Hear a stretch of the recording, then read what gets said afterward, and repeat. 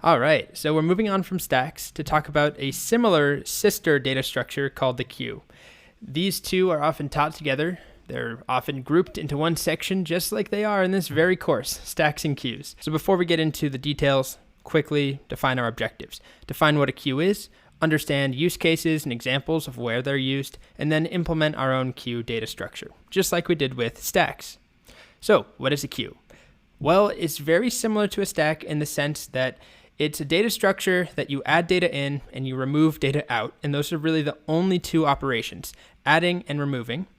However, the order is different. Instead of last in, first out for a stack, LIFO, this is a FIFO, FIFO data structure, first in, first out.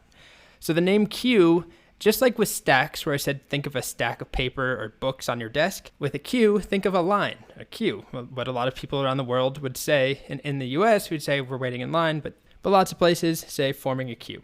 So a queue, like at Disneyland, or you're waiting for, I don't know, getting on an airplane or something, the first person in line is the first person out. The first piece of data in a queue is the first thing out. And these have uses all over the place. Waiting in line, humans, we do that all the time. It's a miserable experience for most people. But in programming, in our computers, that are also really commonly used. If you've ever played a video game where you're waiting to join a game, like it's an online game, there's usually some queue structure keeping track of who's been waiting the longest, who's going to get added into the game first.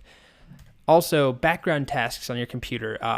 Anytime you're uploading or downloading something, if you click you download one file and it takes a while, and you go to download another file, if they're the exact same size, the first thing that was added in is going to be processed first. Or if you're uploading something, usually the first thing that you start to upload is going to finish first. However, that's a little tricky because there's different file sizes and some things will upload or download much faster. So a better example is a print queue. So if you go and print 10 different things, a printer can only handle one thing at a time. So unlike uploading or downloading where things could be happening concurrently, when we're talking about printing, you print one page at a time, one project. So there's a queue. If, like at a public library, 20 people try and print their essays the last night before they're due, whoever's hit print first is going to be processed first. If we used a stack instead of a queue, that would be disastrous. If we did last in, first out, that would reward people who waited until the very, very end. So they're used all over the place. It's a FIFO, FIFO, first in, first out data structure.